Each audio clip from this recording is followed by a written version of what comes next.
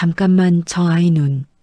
백화점 BVIP 라운지 한복판 수백억 자산가이자 제2건설 후계자인 남자는 바닥에 떨어진 작은 딸랑이 하나를 집어들고 얼어붙었습니다.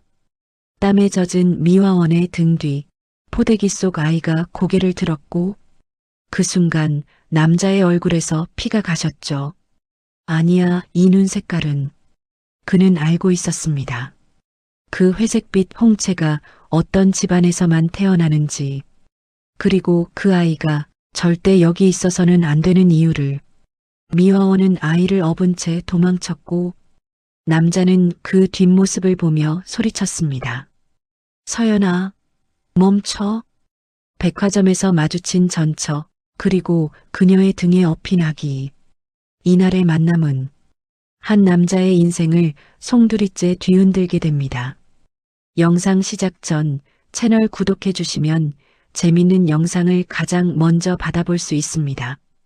그럼 오늘의 사연 시작합니다. 제2건설 후계자이자 백화점 부문대표 강태준이 수십 명의 수행원들과 함께 12층 BVIP 라운지로 들어섰습니다. 태준은 샹들리에 하나하나의 위치까지 체크하며 예민한 표정을 지었습니다. 여기 조명, 이거. 태준이 손가락으로 위를 가리켰습니다. 너무 차가워. 딱 느껴져. 두 톤만 더 따뜻하게 해. 매니저가 허리를 굽히며 급히 대답했습니다. 아, 네. 대표님, 바로 조정하겠습니다. 태준이 고개를 돌리며 말을 이었습니다. 그리고 향기. 이거 누가 골랐어? 냄새가 너무 세. 머리 아파. 죄송합니다. 대표님, 바로 바꾸겠습니다. 지금 당장 치우겠습니다. 매니저들이 서로 눈치를 보며 수첩에 정신없이 적어 내려갔습니다. 그때 행사장 한켠에서 쨍그랑 소리가 났습니다. 한 고객이 음료를 바닥에 쏟아버린 것이었습니다. 어머, 이게 뭐야? 제가 왜 이걸 쏟았지? 고객이 당황한 얼굴로 주위를 둘러봤습니다. 매니저가 급히 달려와 고개를 깊게 숙였습니다.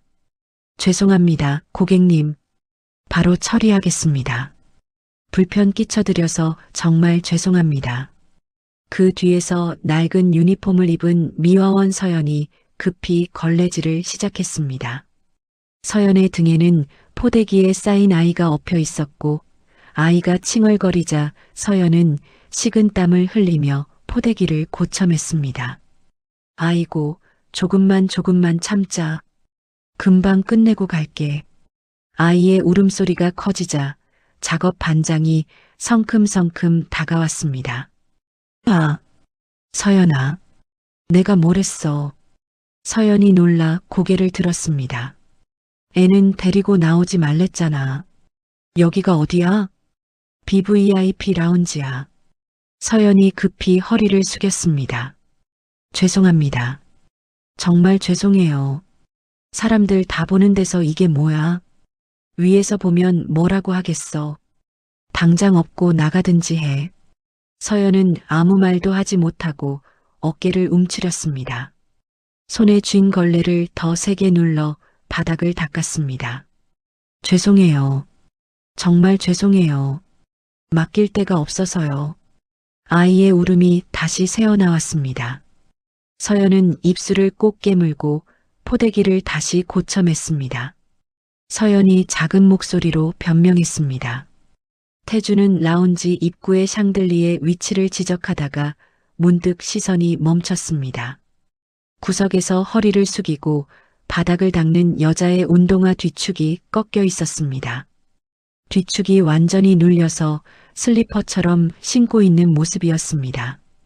대표님, 수행비서가 낮은 목소리로 말했습니다. 저기요, 미관을 좀 해치는 것 같습니다. 저쪽은 왜 저 모양이야? 태준이 고개를 살짝 기울이며 물었습니다. 미화 인력입니다. 바로 정리하겠습니다. 수행비서가 성큼성큼 다가갔습니다. 잠깐만요. 여기 고객 동선입니다. 정리하고 나오세요. 서연이 놀라 고개를 드는 순간 태준과 눈이 마주쳤습니다. 태준의 걸음이 뚝 멈췄습니다. 서연? 태준이 숨을 삼키듯 낮게 말했습니다. 서연 맞아? 화려한 명품 드레스를 입은 고객들 사이에서 땀에 젖은 머리카락과 화장기 없는 얼굴을 한 서연의 모습은 현실감 없는 충격이었습니다. 서연은 태준과 눈이 마주치자마자 얼굴이 하얗게 질렸습니다. 들고 있던 걸레가 손에서 힘없이 빠졌습니다. 철퍽? 흙탕물이 사방으로 튀었습니다. 아, 어머, 이게 뭐야?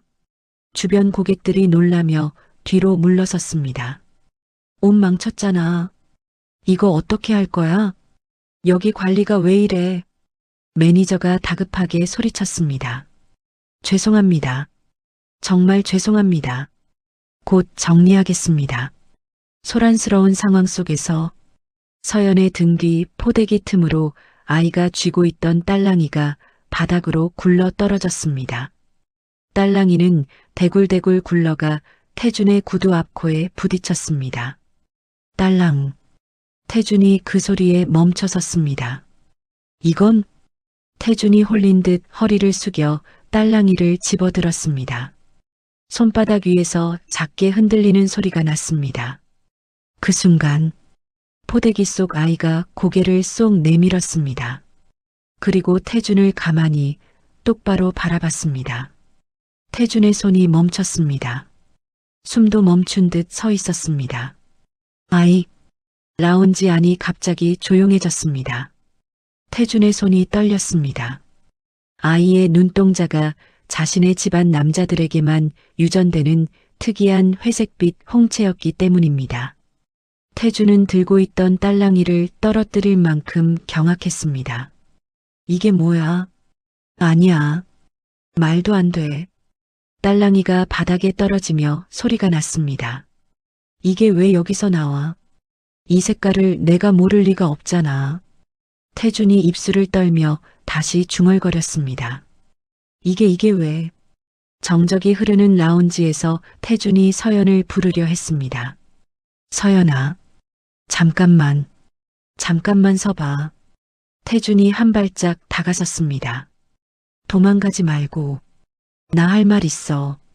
하지만 서연은 얼굴이 새하얗게 질린 채 황급히 청소 카트를 밀어 태준의 진로를 막았습니다. 죄송합니다. 정말 죄송합니다. 서연이 숨이 찬 목소리로 연발했습니다.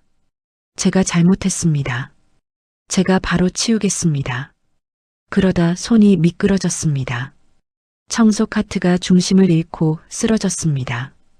쾅! 요란한 소음이 라운지를 가득 메웠습니다. 물걸레, 세제통, 청소 도구들이 바닥에 우르르 쏟아졌습니다. 어머, 또 뭐야? 이게 지금 무슨 소리야? 태준이 소리를 질렀습니다. 저기요. 서연아, 잠깐만. 하지만 서연은 이미 뒤돌아서 있었습니다. 사람들이 놀라 웅성거리는 사이 서연은 아이를 등에 업은 채 비상구 쪽으로 달렸습니다. 서연, 멈춰. 잠깐만 서라니까. 태준이 급히 앞으로 나왔지만 미끄러운 바닥과 쏟아진 도구들 때문에 발걸음이 늦어졌습니다. 비상구 문이 열렸습니다. 서연의 뒷모습이 그 안으로 급히 사라졌습니다. 문이 닫히는 소리가 울렸습니다. 서연아, 서연. 태준의 목소리가 텅 빈 라운지에 남았습니다. 태준이 경호원들을 밀치고 서연을 뒤따라갔습니다. 하지만 넘어진 카트와 당황한 고객들을 피하느라 거리는 점점 벌어졌습니다. 비켜. 지금 비켜. 태준이 성급하게 외쳤습니다. 나, 지금 중요한 일이야. 경호원이 다급히 말했습니다. 대표님, 위험합니다. 사람들이. 상관없어. 지금 당장 비켜. 태준이 비상구 문을 잡아채며 열었습니다. 하지만 계단 아래로 들리는 다급한 발소리만이 서연이 있었음을 증명했습니다. 서연, 거기서 쿵, 쿵, 쿵 발소리는 점점 멀어졌습니다. 젠장, 놓쳤어. 텅 빈 비상구 계단참에 선 태주는 주먹으로 벽을 내리쳤습니다. 쾅! 아, 이럴 수가. 태준이 이를 악물었습니다. 실장, 태준이 크게 소리쳤습니다. 비서실장이 숨을 헐떡이며 달려왔습니다. 네, 대표님. 무슨 일이십니까? 지금 당장. 말 잘 들어. 태준이 숨을 고르며 또렷하게 말했습니다. CCTV 전부 확보해. 지금 이 건물 안에 있는 거 전부야. 비상구, 엘리베이터, 계단, 주차장까지. 비서실장이 놀라 눈을 크게 떴습니다. 전부 말씀이십니까? 전부. 단 하나도 빼놓지 마. 태준이 낮고 단단한 목소리로 이어 말했습니다. 저 여자 어디서 들어왔는지, 어디로 나갔는지 1분 단위로, 아니 가능하면 초 단위로. 비서실장이 고개를 깊게 숙였습니다. 알겠습니다. 바로 처리하겠습니다. 태준의 목소리가 비상구 계단에 크게 울려 퍼졌습니다. 한 발자국도 놓치지 마. 그날 밤 태준은 보안실 모니터 앞에 앉아 아이의 얼굴이 찍힌 화면을 확대했습니다.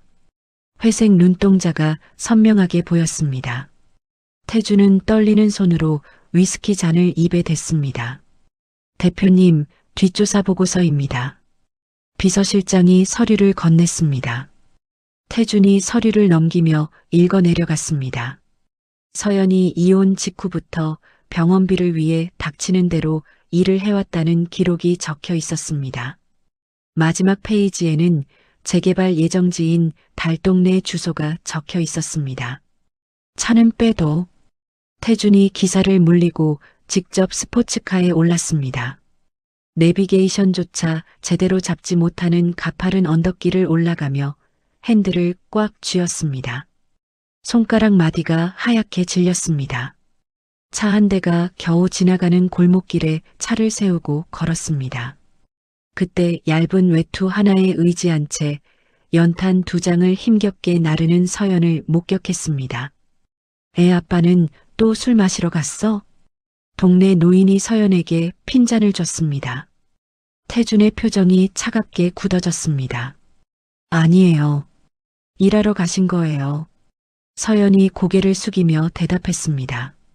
서연이 낡은 철문을 열고 들어가자마자 태준이 문을 거칠게 열어젖혔습니다. 으악! 좁은 단칸방에서 아이에게 분유를 먹이던 서연이 비명을 지르며 아이를 감쌌습니다. 방 안은 곰팡이 냄새와 습기로 가득했습니다. 태준은 신발도 벗지 않은 채 들어왔습니다. 내 핏줄이 이런 꼴로 사는 건 못 봐. 태준이 아이를 뺏으려 손을 뻗었습니다. 서연은 온몸으로 태준을 밀쳐냈습니다. 이미 재혼했어. 다른 남자의 아이야. 서연이 벽에 걸린 낡은 남성용 작업 조끼와 바닥에 놓인 남자 구두를 가리키며 악을 썼습니다. 당신이랑은 상관없다고. 서연의 외침에 태준의 시선이 방 한구석에 놓인 남자 물건들에 머물렀습니다. 서연은 과거 시어머니가 보낸 사람들이 협박했던 기억을 떠올렸습니다. 태준이 아이를 뺏어갈까봐 공포에 질려 식은땀을 흘렸습니다. 눈동자만 봐도 알아. 내 아이야. 태준이 아이의 눈동자를 다시 확인하려 했습니다. 서연이 아이의 얼굴을 포대기로 덮어버리며 필사적으로 저항했습니다. 아니야. 아니라고. 배신감과 질투심이 뒤섞인 태준은 지갑에 있던 수표 뭉치를 바닥에 던졌습니다. 그렇게 돈이 궁해서 내 눈에 띄었나? 태준의 독설이 좁은 방을 가득 메웠습니다. 서연의 얼굴이 창백해졌습니다. 나가. 당장 나가. 서연이 소리쳤습니다. 태준이 문을 쾅 닫고 나가버렸습니다. 긴장이 풀린 서연은 바닥에 주저앉아 수표들을 움켜쥐고 소리 죽여 오열했습니다. 차로 돌아온 태주는 시동도 걸지 못한 채 핸들에 머리를 박고 괴로워했습니다. 그러고는 비서에게 전화를 걸었습니다. 서연을 백화점에서 즉시 해고해. 대표님, 그런데 지금 당장이라고. 태준이 소리쳤습니다. 전화를 끊은 태준은 백미러로 멀어지는 서연의 집을 노려봤습니다. 다시는 저 여자와 엮이지 않겠다고 다짐하듯 엑셀을 밟았습니다. 끝이야. 태준이 이를 악물며 중얼거렸습니다. 스포츠카의 엔진음이 좁은 골목길에 울려 퍼졌습니다. 일주일 뒤 태준의 약혼녀 세라는 인사팀장을 통해 서연의 근무 기록을 확인했습니다. 세라는 수행원들을 대동하고 서연이 새로 일자리를 구한 기자식당으로 찾아갔습니다. 점심시간이라 북적이는 식당에서 세라는 일부러 서연에게 다가갔습니다. 어머, 여기서 일하시는군요? 세라가 차갑게 웃으며 말했습니다. 서연이 뜨거운 국물을 든 채로 몸을 돌리는 순간 세라가 일부러 서연의 팔을 건드렸습니다. 뜨거운 국물이 세라의 손등에 쏟아졌습니다. 아! 세라가 과장되게 비명을 질렀습니다. 죄송합니다. 정말 죄송해요. 서연이 황급히 물수건을 가져와 세라의 손을 닦아줬습니다. 배운 게 없으니 몸 쓰는 일이나 하지. 세라가 서연을 노려보며 독서를 내뱉었습니다. 다시는 태준 오빠 앞에 나타나지 마. 세라의 목소리가 식당 안에 울려 퍼졌습니다. 식당 밖을 지나가던 태준은 유리창 너머로 이 광경을 목격했습니다. 태준은 애써 무시하려 고개를 돌리며 발걸음을 재촉했습니다. 그때 식당 안쪽 쪽방에서 자고 있던 우주가 갑자기 자지러지게 울기 시작했습니다. 곧이어 거품을 물고 경기를 일으키며 숨을 헐떡였습니다. 우주야, 우주야. 놀란 서연이 아이를 안고 뛰쳐나왔습니다. 누가 좀 도와주세요. 서연이 비명을 질렀습니다. 하지만 세라는 더럽다며 길을 막고 비켜주지 않았습니다. 비켜주세요. 제발. 서연이 울먹였습니다. 아이의 창백한 얼굴을 본 태준이 본능적으로 식당 안으로 뛰어들어왔습니다. 비켜. 태준이 세라를 거칠게 밀쳐내고 서연과 우주를 안아 자신의 차 뒷좌석에 태웠습니다. 태준 오빠. 세라가 소리쳤지만 태준은 돌아보지도 않았습니다. 태준은 비상등을 켜고 신호를 무시하며 질주했습니다. 뒷좌석에서 아이의 이름을 부르며 우는 서연을 백미러로 보며 알 수 없는 불안감을 느꼈습니다. 우주야, 깨어나.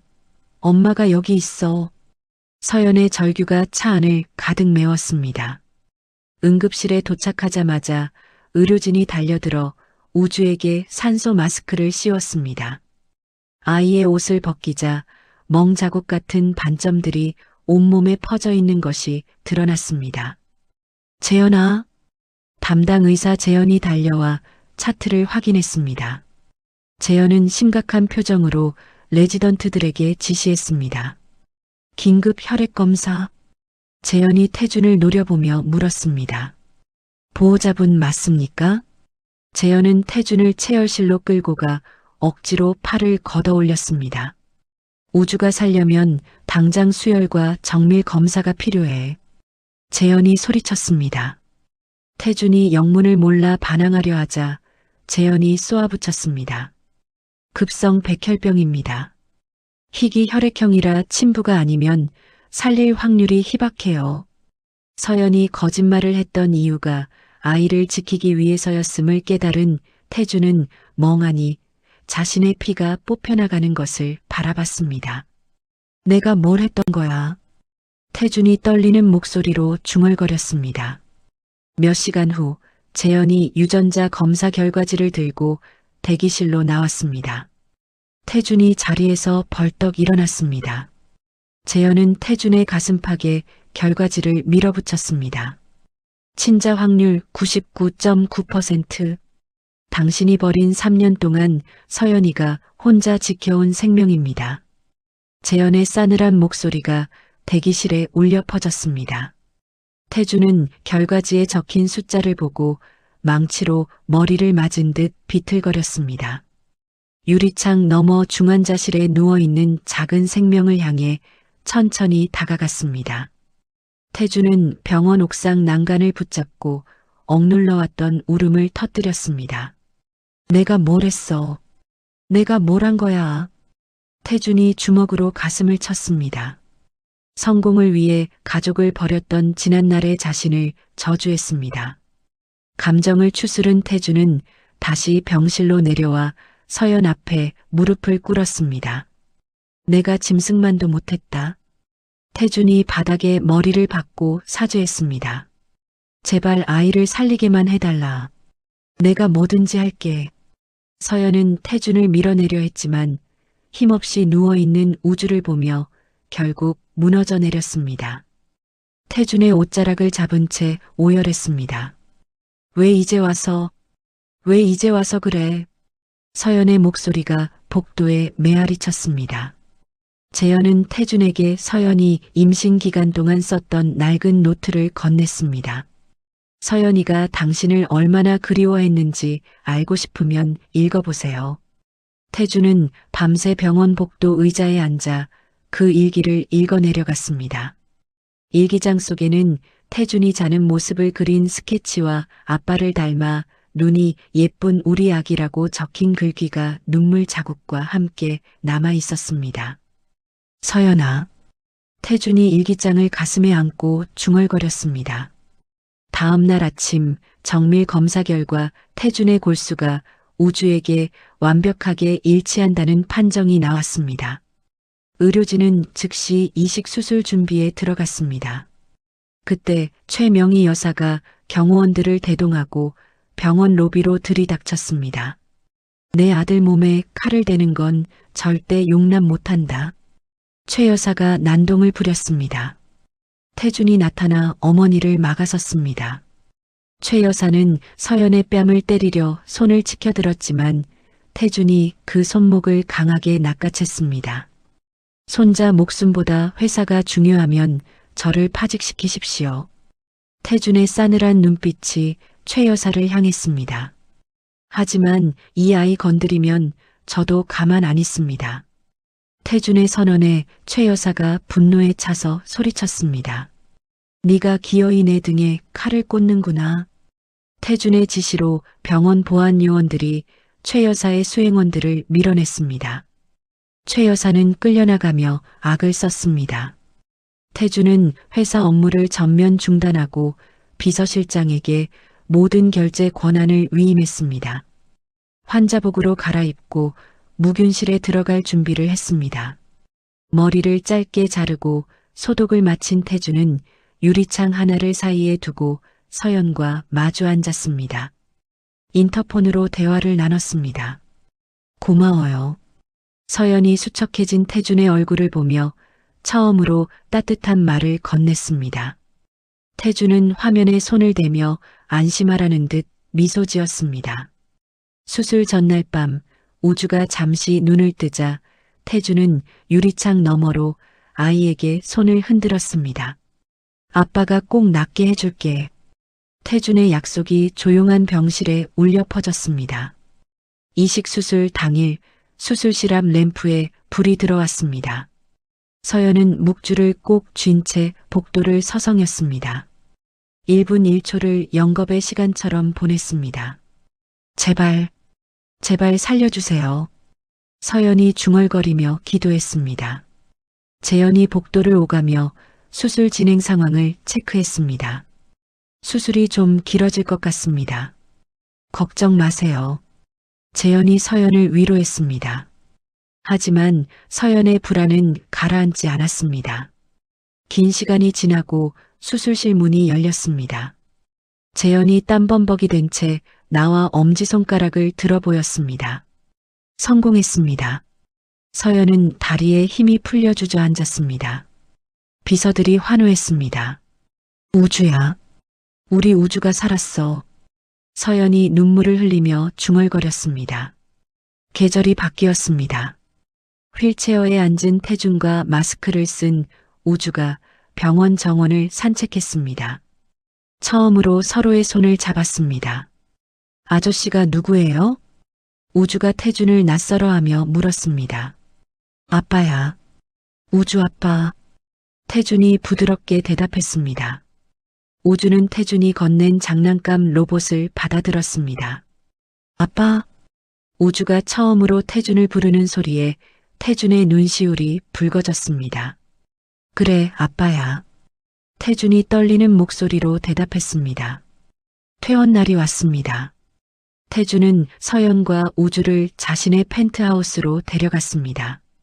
우주를 위해 미리 꾸며놓은 방을 공개했습니다. 와, 방 천장에는 야광별들이 가득하고 바닥에는 최고급 매트가 깔려 있었습니다. 우주는 신이 나서 방 안을 뛰어다녔습니다. 예쁘죠? 우주만을 위한 방이에요. 태준이 우주에게 말했습니다. 서연은 태준의 정성에 감동받아 눈물을 글썽였습니다. 세 사람은 사람들의 눈을 피해 마스크와 모자를 쓰고 놀이공원을 찾아갔습니다. 솜사탕을 나눠 먹고 회전목마 앞에서 셀카를 찍으며 평범한 행복을 만끽했습니다. 엄마, 아빠, 재미있어요. 우주가 까르르 웃으며 말했습니다. 태준과 서연도 덩달아 웃었습니다. 집으로 돌아온 저녁, 태준은 테라스에 촛불을 켰습니다. 서연에게 정식으로 재결합을 요청했습니다. 다시는 혼자 두지 않겠어. 우리 다시 가족이 되자. 태준의 진심 어린 목소리에 서연이 눈물을 흘리며 고개를 끄덕였습니다. 좋아요. 서연의 대답이 테라스에 퍼졌습니다. 그 순간 거실의 대형 TV 화면이 긴급 뉴스로 전환되며 불길한 징조를 알렸습니다. 제2건설 후계자의 숨겨진 혼외자, 논란, 친자 확인 소송 임박. 뉴스 앵커가 자극적인 헤드라인을 읽어 내려갔습니다. 태준과 서연의 휴대폰이 동시에 울리기 시작했습니다. 태준의 휴대폰 화면에는 그룹 주가가 곤두박질치는 그래프가 실시간으로 떴습니다. 이게 뭐야? 태준이 경악했습니다. TV 화면 속 자료 화면에는 태준이 병원에서 찍힌 몰래카메라 사진이 공개됐습니다. 최 여사는 어두운 집무실에서 와인잔을 흔들며 뉴스를 시청했습니다. 여론몰이는 끝났으니 이제 진짜를 시작해. 최 여사가 비서에게 명령했습니다. 태준은 서연과 우주를 방으로 들여보내고 커튼을 모두 쳤습니다. 집 주변에 개미 새끼 한 마리도 얼씬 못하게 해. 태준이 경호팀장에게 소리쳤습니다. 불안에 떠는 서연을 안아주며 태준은 괜찮다고 말했습니다. 하지만 창밖에는 이미 최 여사가 보낸 검은 차량들이 펜트하우스 주위를 맴돌고 있었습니다. 다음 날 아침 펜트하우스 로비는 기자들로 장사진을 이뤘습니다. 태준은 기자들의 시선을 돌리기 위해 홀로 정문으로 나갔습니다. 강태준 대표님, 아이가 정말 친자입니까? 전처와의 재결합 계획이 있으십니까? 기자들이 일제히 질문을 쏟아냈습니다. 태준은 침묵으로 일관하며 인터뷰에 응했습니다. 그 시각 펜트하우스 지하 주차장의 전력 공급 장치가 차단됐습니다. 건물 전체가 정전되었습니다. 곧이어 요란한 화재 경보 사이렌이 울렸습니다. 화재 발생, 모든 분들은 대피하세요. 관리사무소에서 안내방송이 나왔습니다. 비상발전기가 돌아가기 전 칠흑 같은 어둠 속에서 방독면을 쓴 괴한들이 비상계단을 통해 펜트하우스 층으로 침투했습니다. 뭐야, 정전이야? 경호원들이 우왕좌왕했습니다. 그 사이 소방관 복장으로 위장한 괴한들이 문을 부수고 들어왔습니다. 으악! 서연이 우주를 안고 뒤로 물러섰습니다. 괴한들이 서연을 밀쳐내고 우주에게 마취제가 묻은 손수건을 씌웠습니다. 우주야! 서연이 절규했습니다. 바닥에 넘어져 이마가 찢어진 서연은 피를 흘리며 맨발로 괴한들을 쫓아갔습니다. 계단 난간을 잡고 매달렸지만 괴한은 서연의 손을 군홧발로 짓밟았습니다. 아! 서연이 비명을 지르며 손을 놓쳤습니다. 지하 주차장으로 내려간 괴한들은 대기하고 있던 검은 승합차에 우주를 태웠습니다. 서연이 차 문을 잡고 늘어졌지만 차는 매정하게 출발해버렸습니다. 우주야, 우주야. 서연의 절규가 지하 주차장에 울려 퍼졌습니다. 로비에서 소식을 들은 태준이 미친 듯이 뛰어 올라왔습니다. 찢어진 옷으로 바닥에 쓰러져 오열하는 서연과 텅 빈 아이 방만이 남아 있었습니다. 서연아. 태준이 서연을 일으켜 세웠습니다. 태준은 이성을 잃고 벽을 주먹으로 쳤습니다. 뼈가 부서질 듯한 고통을 느꼈습니다. 경찰청장이야? 도시 전체를 봉쇄해서라도 찾아내. 태준이 전화를 걸며 고함쳤습니다. 잠시 후 최 여사로부터 영상통화가 걸려왔습니다. 화면 속에는 먼지 가득한 폐공장 바닥에 묶여 기침을 토하는 우주의 모습이 비쳤습니다. 아빠, 아빠. 우주가 힘없이 불렀습니다. 태준과 서연이 동시에 비명을 질렀습니다. 지금 당장 대표직 사임서와 주식 양도각서에 도장을 찍고 한국을 떠나면 아이는 살려주겠다. 최 여사의 차가운 협박이 화면을 통해 전해졌습니다. 갓 수술을 마친 우주가 호흡 곤란으로 얼굴이 파랗게 질려갔습니다. 엄마, 우주를 당장 놓아. 태준이 절규했습니다. 제한 시간 1시간. 최 여사가 전화를 끊었습니다. 태준은 비서실장에게 사임서를 준비하라고 소리쳤습니다. 그때 옆에서 응급처치를 받던 서연이 태준의 멱살을 잡았습니다. 어머니는 약속 지킬 사람이 아니야. 싸워서 이겨. 서연이 일갈했습니다. 서연의 눈빛에서 도끼를 읽은 태준은 눈물을 닦고 정신을 차렸습니다. 협상 대신 전면전을 선택하기로 결심했습니다. 태준은 금고에서 비밀 장부를 꺼냈습니다. 이사님, 저 강태준입니다.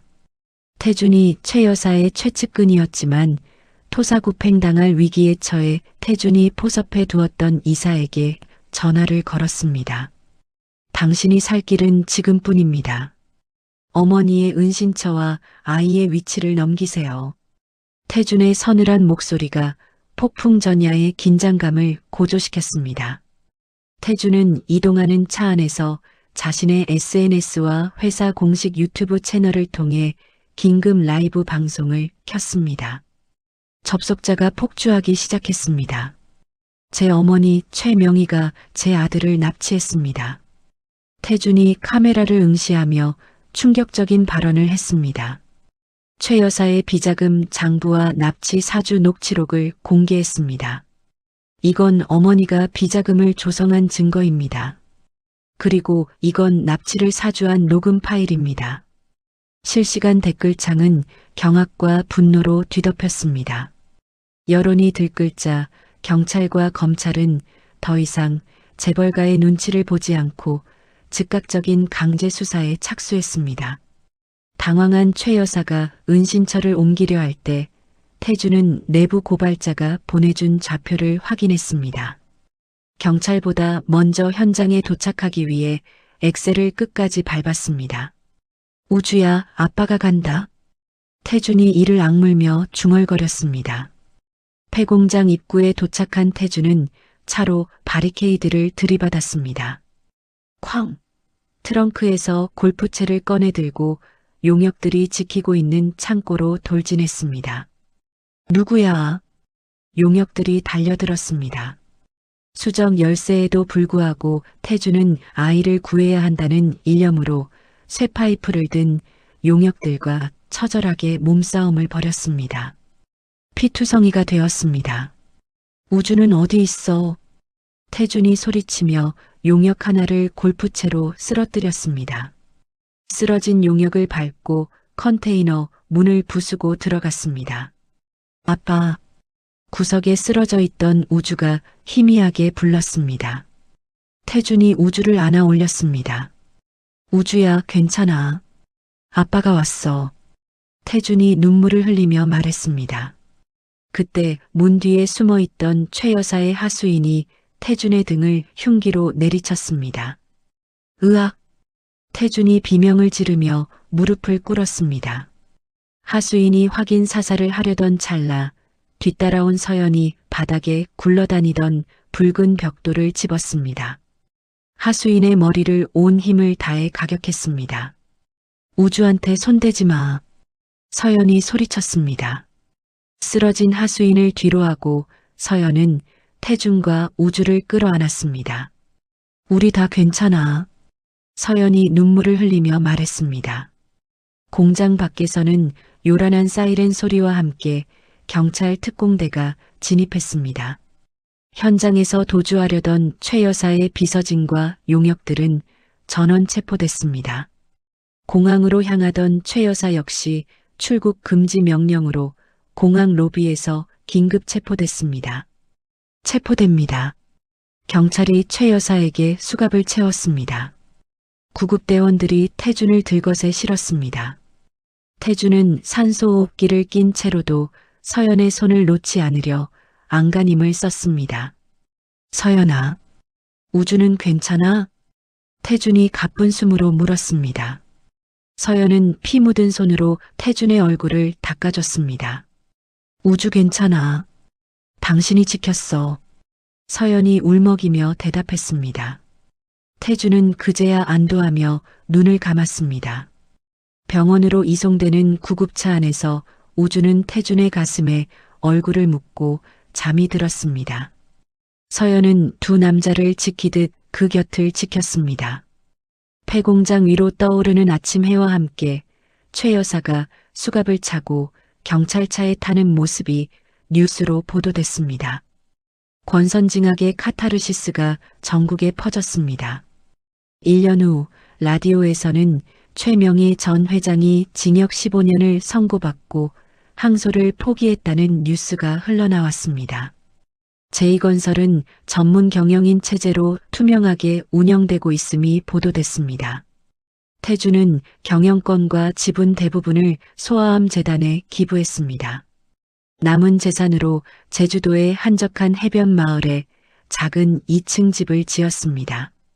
집 1층에는 서연의 이름을 딴 작은 갤러리 카페가 생겼습니다.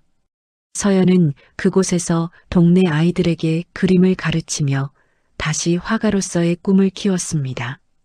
선생님, 이렇게 그리는 거 맞아요?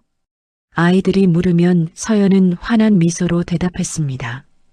건강을 완전히 되찾은 우주는 까맣게 그을린 얼굴로 마당을 뛰어다녔습니다. 태준이 직접 만들어준 나무 그네를 타며 까르르 웃음을 터뜨렸습니다. 아빠, 더 높이 밀어주세요. 우주가 신나게 소리쳤습니다. 태준은 최고급 수트 대신 헐렁한 린넨 셔츠와 반바지를 입고 마당 한켠에서 서툰 솜씨로 바베큐 그릴에 불을 붙였습니다. 연신 기침을 했습니다. 주말을 맞아 놀러온 의사 재영과 전 비서실장이 태준의 모습을 보고 놀려댔습니다. 제게 서열 12가 고기 굽는 솜씨하고는. 재현이 웃으며 말했습니다. 이게 수천억짜리 프로젝트보다 더 어렵다. 태준이 너스레를 떨었습니다. 서연이 내온 시원한 음료수를 받아 마시며 호탕하게 웃었습니다. 식사가 끝나고 해질녘이 되자 손님들은 돌아갔습니다. 세 식구는 손을 잡고 붉게 물든 노을이 지는 해변을 천천히 산책했습니다. 우주가 모래밭을 뒤적이다가 반짝이는 조개 껍데기 하나를 주었습니다. 태준에게 내밀며 말했습니다. 아빠 주려고 찾았어요. 태준은 그 조개 껍데기를 받아들고 햇빛에 비추어 봤습니다. 자신이 가졌던 그 어떤 보석이나 빌딩보다 이 조각이 더 빛난다고 느꼈습니다. 아빠는 이제 세상에서 제일 부자다. 태준이 우주를 한 팔로 안아 올리고 다른 한 손으로는 서연의 손을 꽉 잡으며 속삭였습니다. 서연은 태준의 어깨에 머리를 기대며 행복한 미소를 지었습니다. 세 사람의 그림자가 모래사장 위로 길게 늘어섰습니다. 파도 소리와 아이의 웃음소리가 어우러지는 평화로운 풍경이었습니다. 태준과 서연, 그리고 우주의 이야기가 막을 내렸습니다. 돈과 권력을 추구하던 남자가 진정한 사랑과 가족의 소중함을 깨닫기까지의 여정이었습니다. 때로는 인생이 우리에게 가장 힘든 시련을 안겨줄 때 그 속에서 진짜 중요한 것이 무엇인지 알게 됩니다. 태준이 마지막에 세상에서 제일 부자라고 말한 것처럼 진정한 부는 통장 잔고나 건물의 개수가 아니라 사랑하는 사람들과 함께하는 평범한 일상 속에 있었습니다. 아이의 웃음소리, 아내의 따뜻한 손길, 함께 나누는 저녁 식사. 이런 소소한 순간들이 모여 인생에서 가장 값진 보석이 되었죠. 모든 가족이 서로를 이해하고 용서하며 진정한 행복을 찾아가는 모습에서 우리도 삶에서 정말 소중한 것이 무엇인지 다시 한번 생각해 보게 됩니다. 이야기를 끝까지 들어주신 분이 계시다면 잘 들었다고 댓글 하나만 남겨주세요. 감사합니다.